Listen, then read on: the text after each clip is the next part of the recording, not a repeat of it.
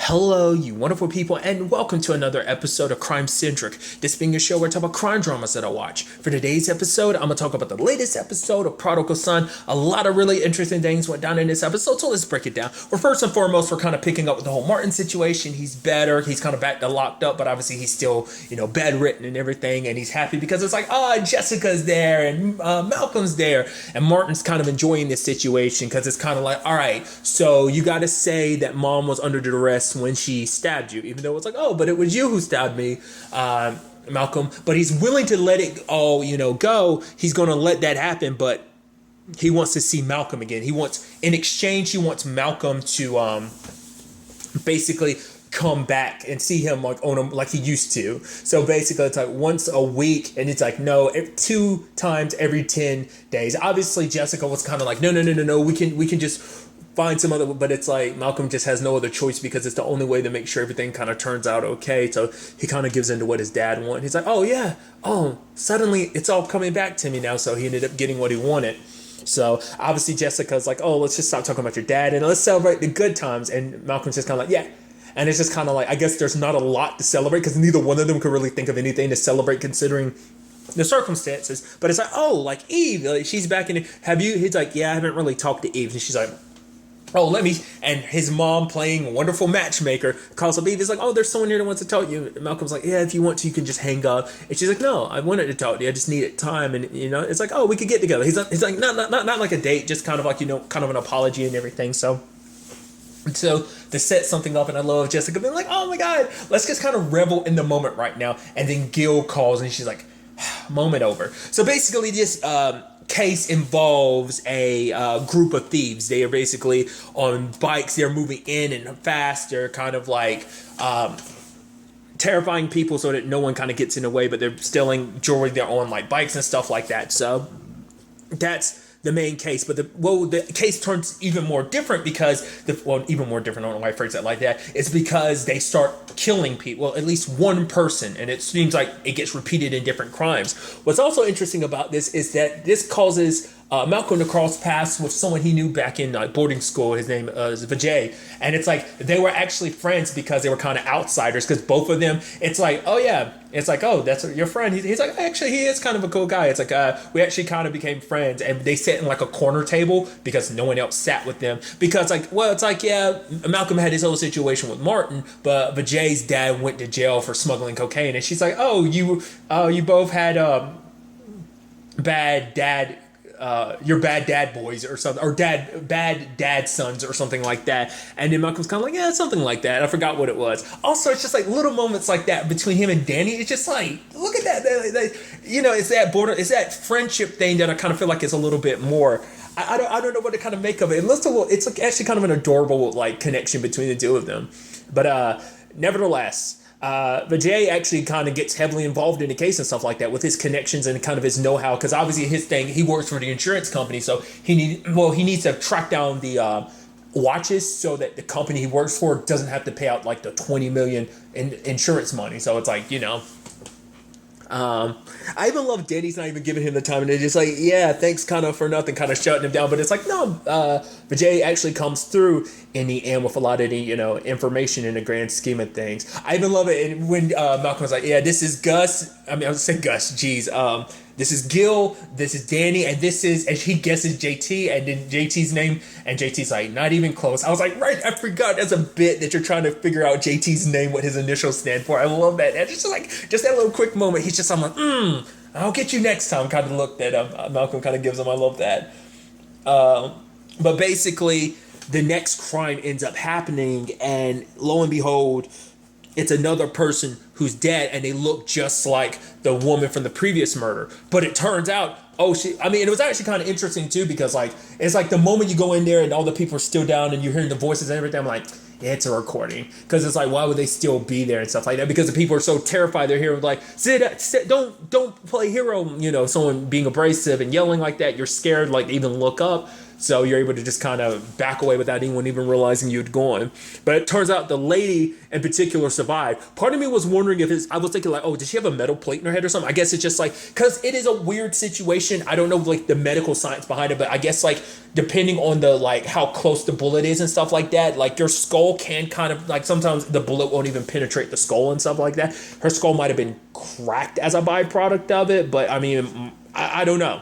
And probably still, the impact probably made her brain jiggle against her skull, which is not a good thing. But I don't know the insides and outs of biology to explain how someone can survive a gun. But I think like it can happen. It's a super rare thing, but it can happen, especially in that regard.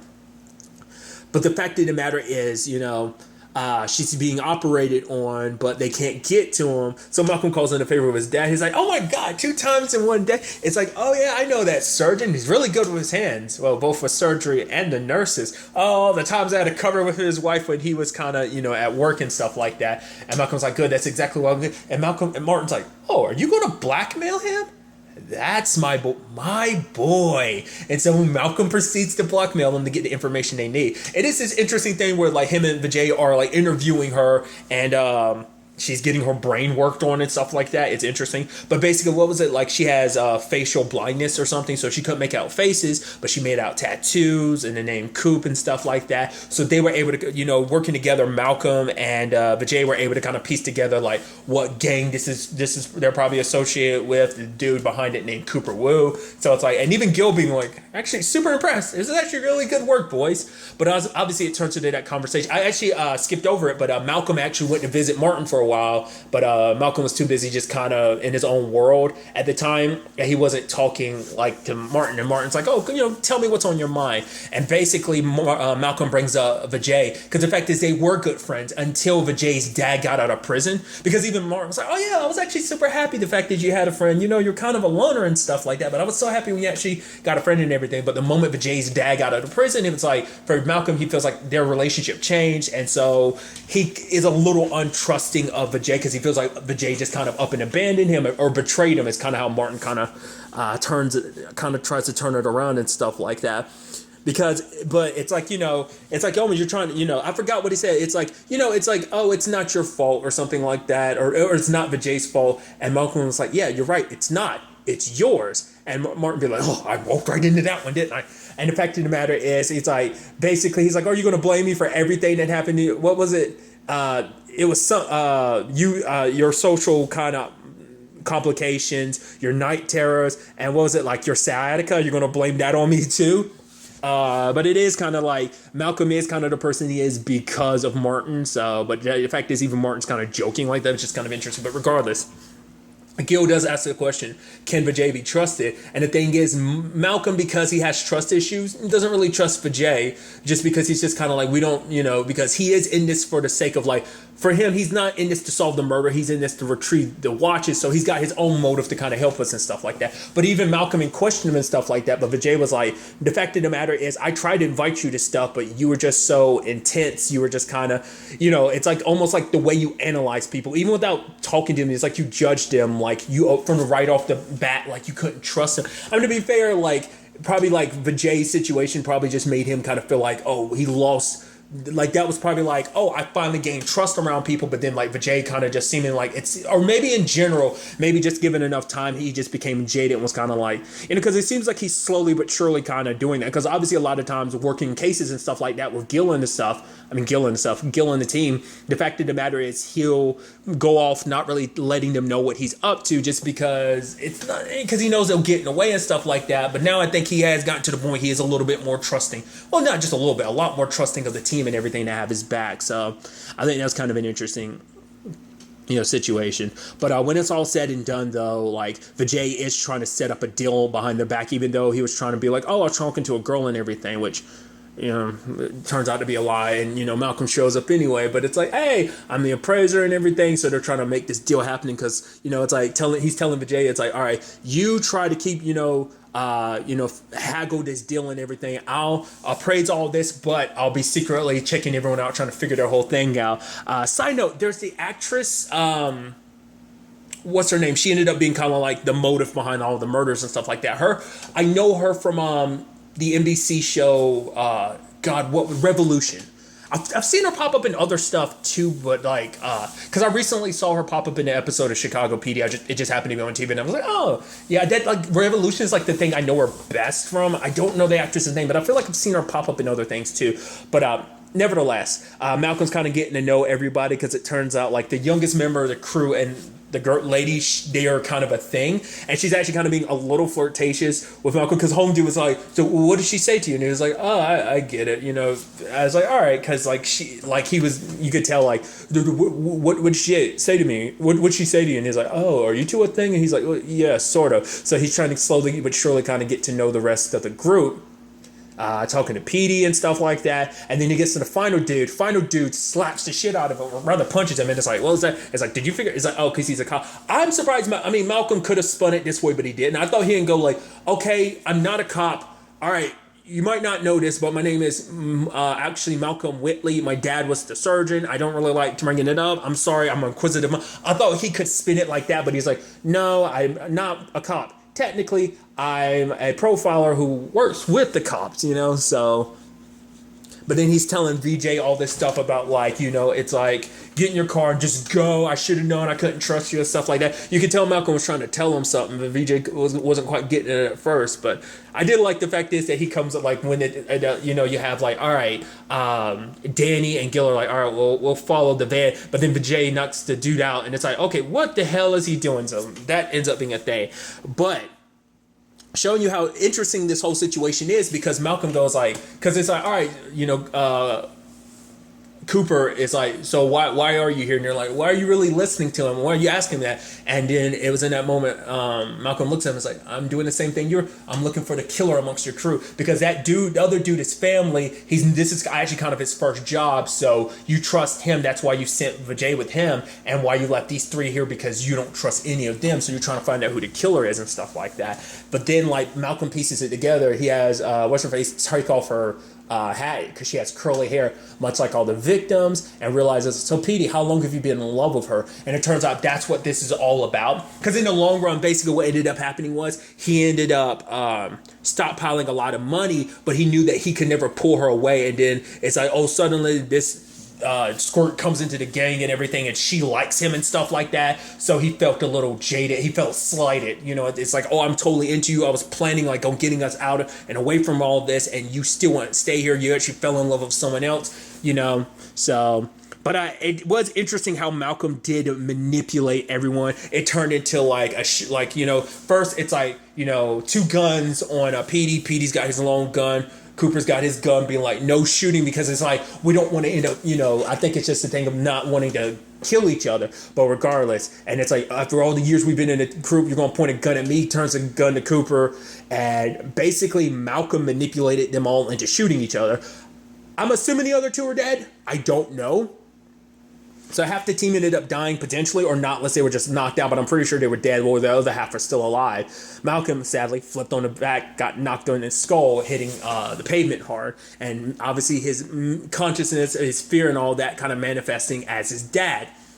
And basically saying like, oh, look what you did, Malcolm. Like, you don't need friends. Look at what you're able to do alone. Like, it was very like, he's saying like, oh, the way you manipulated him like that. He's like, but Malcolm's like, I didn't shoot him once. Like, oh, no. You didn't have to use a gun. You didn't have to point the gun. You got them to point it at each other. Just like, oh, how you masterfully, you know, he basically accepted him. He sprinkled a little fear here, sprinkled just enough fear and distrust amongst them to just lead to that situation, which is scary that he was able to do it, which is very much like his dad, very manipulative. Because what did Malcolm say at the beginning of the episode? It's like, well, being manipulative, that's, you know, dad's the best at that. And it's like, looks like the apple doesn't fall too far from the tree, but obviously that's what, you know, Malcolm's subconscious is manifesting, or rather his fear is manifesting like that, because that's what he's afraid that, you know, he's always been afraid that he's too much like his dad. But luckily, you know, PD ends up getting up, and, you know, luckily Vijay shows up in time to run him over and stuff like that. And just like, it's like, yo, you did it there, buddy, yeah. By the time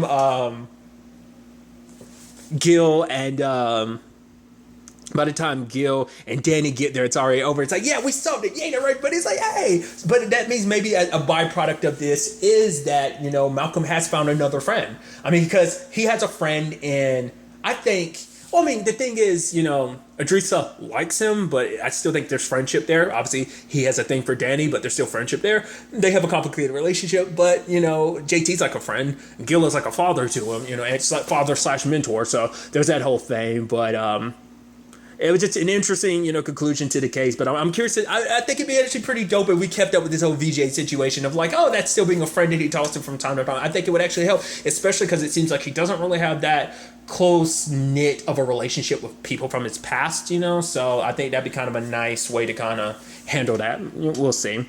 But along with all that is I skipped over it just to kind of tie it all here, focus on it here is obviously he has a sit down with Eve and he's fixing her food and everything, but it's like, oh, how you like scallops? These are not the ones I cooked because I actually burned the ones I cooked, so this is me ordering it. And don't worry, after our last experience, he's got a plastic knife instead of a real knife. And she's like, is this? And he's like, no, okay. And he explains everything to her about like he having a nightmare about a girl. It's like, what girl? The girl, my mom was talking about the girl from the trunk. It's like, and then he took notice of. She's like, "Why you call her the girl in the trunk?" And I was like, "Is it what I?" And then Malcolm explains everything, and then look on her face. I was like, "Was I right?" I was looking at some stuff. I've caught glimpses. I haven't looked too deeply into it, but I think I've seen glimpses of stuff on the internet where it seems like people were kind of already suspicious of Eve the first moment she showed up in the show. I think so. There's probably plenty of people who kind of jumped to the conclusion I did last episode because it just her timing was showing up now once again after. Jessica already made it public about the necklace, and it's like, now you're coming back into the story. I have to disappear for a while. I know, like, there's a thing between you and Malcolm, but part of me wondered, like, it might have been Jessica's notice of being like, wait, this is what happened, So maybe, once again, that's what we'll get to in a second. But the fact of the matter is, it seems like there is something between her and Malcolm, because she did seem like she was a little more understanding of Malcolm last episode. Even though, like, it did seem like, oh, she needed time to separate, but that's what I'm curious about, because at the end though, like, she shows up and she's like, yeah, Malcolm told me about the girl and about you were looking for. It's like, I'm here, let me help you and everything. And Jessica's like, oh, I'm going to be so happy for that. I'm like, you're implanting yourself in this, and then she goes on, like, maybe Malcolm just described it so well, but I just think it's interesting that she found the trunk, and then obviously she gets inside of the trunk too, so that's why I'm like, I don't know. Well, like, I guess, because I interpret that as, like, it's her trying to get close to, once again, either that was her sister or her mother. Like, that was someone that she cared about. Like, I'm thinking it was family. So, I'm assuming her mom just because of the time frame and anything. But I guess it still could have just been her older sister. But I'm pushing more so, like, that probably was, like, her mom or something like that. She was probably around Malcolm's age at the time of it going down. So, at the time, like, Malcolm's world was kind of falling apart. Because she probably never knew what happened to her mom until, like I said, because that's what I'm thinking. I don't think she got close to Jessica and Malcolm because she knew. Maybe there was some part of her that was thinking like, oh, like if my sister never got found, it has something to do with the surgeon. So maybe that's why she got close. But it's just like, just the fact is that she's a little sympathetic towards Malcolm. Maybe it's because she kind of went through trauma of her own because of what happened potentially to the woman that's in the box. She never got to find out. She never had like clarity, closure on finding out what happened to her. So that kind of messing you up. Maybe she's a little more sympathetic to Malcolm being kind of messed up considering everything his life went through in his life. That's what I'm assuming. But I'm curious at the end of the day, what is her end game? Is she going to do like that other dude trying to destroy the Whitley name just to get back at Jessica because he blamed, it's like, oh, my fiance died on a table that Martin was working on. So was it that, because he thought like, oh, she was killed by the surgeon, even though it wasn't the same thing. It was nothing could have been done, but obviously, regardless. So, especially because he's trying to make it still get back at Jessica by being like, oh, I didn't force her to stab Martin. Whatever she's saying is a lie. So they need someone to corroborate it. Hence why they need Martin. So like his side of things isn't over yet. That's still kind of an aspect to this whole thing too. So I'm curious to see kind of what happens. But I'm like, what is her end game? Is it just getting justice? Does she plan on trying to kill Martin, get close to him to kill him? is Martin going? Well, because Martin wouldn't know anything about her family. Like, I wonder, did he, like, we didn't really know how much he knew about his victims when he chose them. Like, because as we saw in that flashback, it seemed like it was a victim of circumstance. She had hurt her, like, what was it, her ankle or whatever, and he brought her back to her place to kind of check on her. So that's that. But who knows if he ever fully researched his previous victims. So I don't know. I think he knows him by name and stuff like that, but they're extenuating family. I don't know if he would know all that, those details and stuff like that. And once again, the woman in the trunk is unknown, so Eve being related to her would be something that they would know. So I'm just so curious to see where all this goes, especially bringing herself back and getting close to Malcolm now after all of this. I'm curious to see, where all this ends up taking us going forward into the next episode. But really, that's all I want to talk about. Till the next time we meet, be happy, be safe, live life to the fullest, and enjoy it. Good day and goodbye.